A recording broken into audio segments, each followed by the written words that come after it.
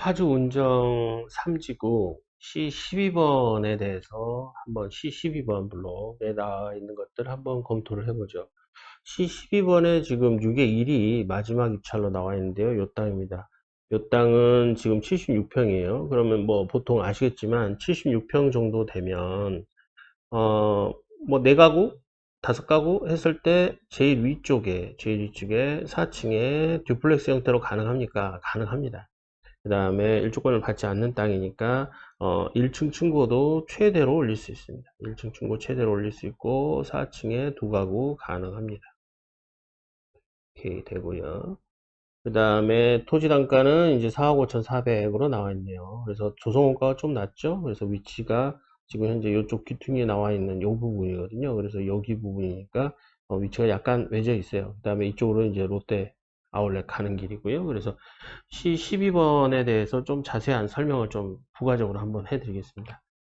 C12번 같은 경우는 지금 운정 3의 C12블록은 최대 4가구입니다. 그래서 여기 이제 앞에 5가구인데 요건 이제 4가구다. 그래서 가구 수가 좀 제한이 있다라는 거 알고 계시면 되겠고, 4가구면 이제 여러 가지 배열이 가능해요. 그리고 2024년 6월 30일이니까 앞으로 약 한 2년 정도 남아 있네요. 그래서 4가구를 어떻게 배열할 건가는 이제 항상 고민을 해야 되는 부분인데요.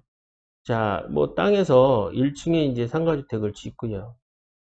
그 다음에 2층에 상가주택을 짓고, 3층에 상가주택을 짓고, 4층에 상가주택을 짓고. 그러면 그냥 이렇게만 지으면 1, 2, 3이에요. 세 가구죠. 근데 2층에 내가 이렇게 짓고, 3층에 이렇게 지은 다음에 4층에 이렇게 짓겠다. 이렇게. 그러면 1, 2, 3, 4잖아요. 그렇죠? 요게 4가구입니다. 그 다음에 또 다른 방법이 있겠죠. 4가구 지을 때 여기다 1가구 짓고, 그 다음에 여기에 2가구, 3가구, 그 다음에 이렇게 4가구도 짓겠죠. 그래서 내가 가구 수를 어떻게 짓느냐, 그거는 본인들 하시기 나름입니다. 그래서 어, 내가 이제 가구 수에 대한 제한들을 어떤 식으로 배열을 하느냐에 따라서 수익률이 좀 달라진다라는 걸 알고 계시면 되겠고요.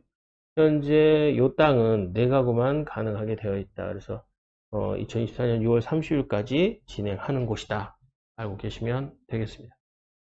C12블록은 위치상 봤을 때 상세 설계를 한번 전체적으로 하려고요. 그래서 C12블록은 여기 이제 기존에 상가주택지가 있고 여기에 위치해요.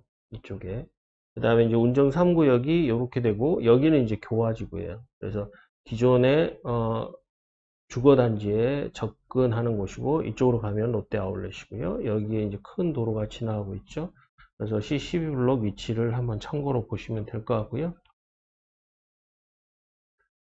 어, 위치상 이제 조감도상에서 위치를 어딘가 해서 찾아보면 지금 현재 여기입니다. 이쪽에 지금 위치하고 있습니다. 그래서 GTX 역세권에서 좀 가까운 편이죠. 요거 좀 참고로 알고 계시면 될 것 같고요. 어, 일종 일반 주거 지역인데 이제 60%라는 거 좀 알고 계시면 좋을 것 같고, 그 다음에 이제 4층에 4가구라고 알고 계시면 되겠습니다. C12블록 같은 경우는 2024년 6월 30일입니다. 그래서 약 한 2년 정도 남았는데 최소한 내년부터는 계획이 들어가셔야 됩니다. 뭐 유자 할부로 지금 진행하고 있다고 그 전에 공고가 한번 떴었죠. C12블록 좀 자세하게 설명을 드리면요. C12블록은 거의 대부분의 평형대가 보통 이제 대지 면적이 89평대, 그 다음에 79평, 뭐 이렇게 95평, 119평 해서 상가 면적이 최대한 많이 나올 것 같아요. 그래서 근생 예상 면적 저희가 한번 도표로 만들어 봤고요. 그 다음에 기준층 면적도 저희가 도표로 만들어 보았습니다. 여기서 이제 투룸, 쓰리룸, 그 다음에 쓰리룸, 투룸, 뭐 이런 것들이 나와 있는데요.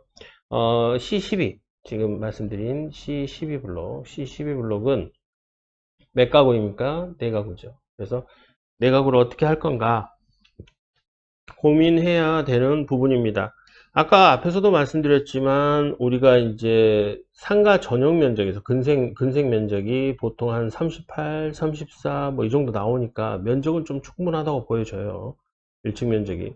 보통 로스가 기준축 면적에서 보통 이쪽에서 이쪽으로 갈 때 뭐 한 10평 정도 다운된다고 보는데 실은 뭐 5평 정도 다운되기도 하고 4평 정도 다운되기도 합니다. 그래서 건물이 지어져 있을 때 1층에서 그러니까 2층 면적이 예를 들어서 뭐 12에 2에 2를 한번 참고로 볼게요. 그 다음에 83평이에요. 그러면 대지 면적은 여기가 83평인데 2층, 그 다음에 3층, 그 다음에 이제 4층.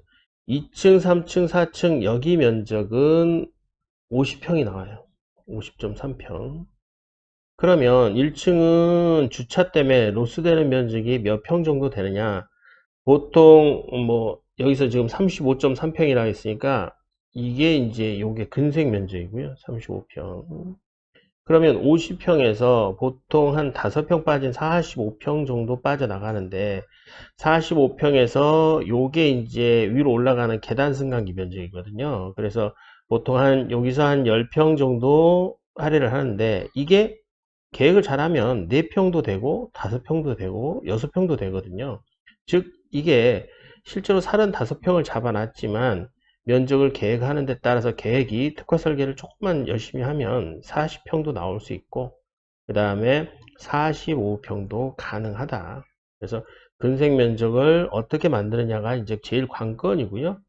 그 다음에 계획을 할 때 내가 가구 수별을 어떻게 할 거냐. 여기는 이제 그 12회사 하는 4가구니까 2층에 한 가구를 집어넣고 3층에 2가구 그러면 1, 2, 3 아닙니까? 그 다음에 4층에 한 가구 이런 식으로 배열을 할 거냐 아니면 내가 계획을 다시 잡아서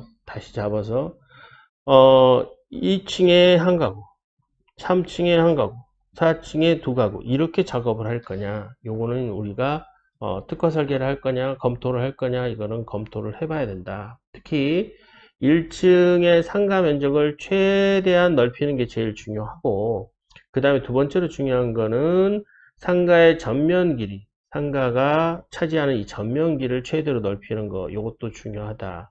이거에 대해서 검토를 하면서 C12블록에 대한 내용들을 한번 하나씩 보도록 하겠습니다.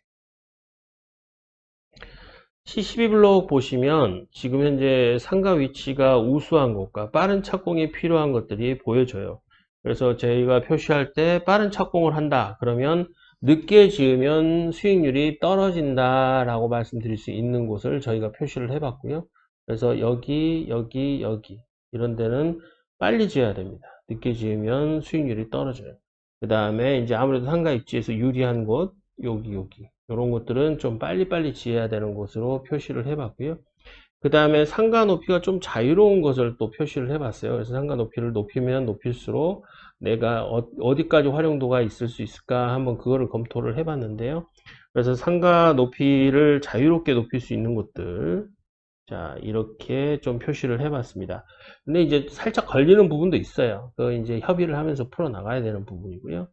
그 다음에 상가 높이를 할 때 이제 좀 관하고 협의를 해야 되는 곳들이 있어요. 이건 이제 빨리 시작을 해야 돼요. 나중에 이제 짓다가 멈출 수는 없는 거니까요. 이런 부분들은 미리 협의를 좀 해서 진행을 해야 되지 않느냐. 이거 보여드렸고요.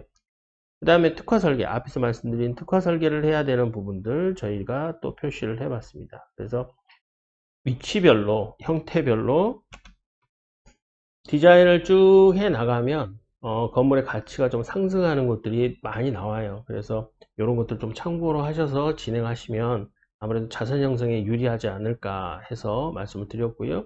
12블록에서 이제 4블록, 5블록, 6블록 다 이렇게 표시를 해 봤습니다. 현재 이제 우리가 계획을 할 때 가장 주의해야 되는 곳이 몇 군데 보여요. 그래서 5의 1이나 5의 2, 5의 3 이쪽 그 다음에 5의 8 여기는 좀 특화 설계 즉 좀 계획을 잘하는 사람이 핸들링을 하지 않으면 수익률이 떨어질 수도 있기 때문에 이 부분은 좀 주의하셔야 되는 땅들입니다. 그 다음에 좀 과대하다 그래서 충분히 가능은 하지만 계획을 잘하지 않으면 주거가 수익률이 좀 떨어질 수도 있겠다 싶은 것들이 표시되어 있는 것이 이쪽입니다.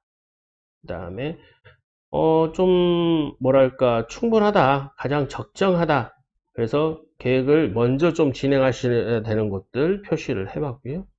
그 다음에 빨갛게 표시된 부분들, 요것들은 조금 협소하다, 좀 작다. 그래서 여기는 지금 저희가 지축에서도 해봤지만 계획을 좀 잘하지 않으면, 잘못하면 투룸투룸, 뭐 투룸3룸 뭐 이런 식으로 계획이 나와요. 그래서 이런 것들은 좀 자세하게 검토를 해야 되는 부분이다. 그래서 땅별로, 위치별로 뭐 특화 설계를 해야 되는 곳, 그 다음에 상세 설계를 좀 들어가야 되는 곳, 이런 것들을 쭉 표시해 봤습니다. 그래서 기준축 면적이 있고요. 근생 면적은 최소 면적을 표시한 거예요. 그래서 이 면적보다 한 10평 정도는 좀 더 많이 나와야 우리가 유리하지 않겠습니까? 그래서 근생 면적을 뭐 땅 면적이 있기 때문에 비례로 가는 거니까 크게 차이는 안 납니다만은 그래도 한 평이라도 좀 많으면 상가 임대 줄 때 유리하겠죠. 그래서 이런 것들을 C12번 한번 표시를 해봤으니까요. 지금 저희가 분석한 거에 대해서 좀 궁금하시고, 그 다음에 좀 더 상세히 알고 싶으신 분들은 언제나 편하게 연락 주시면 저희가 C12블록에 대한 분석 자료들, 그 다음에 기존에 지어져 있는 건물에 대한 분석 자료와 같이 비교하면서 말씀드릴 수 있는 기회를 갖도록 하겠습니다. 다음 영상에서 뵙겠습니다. 감사합니다.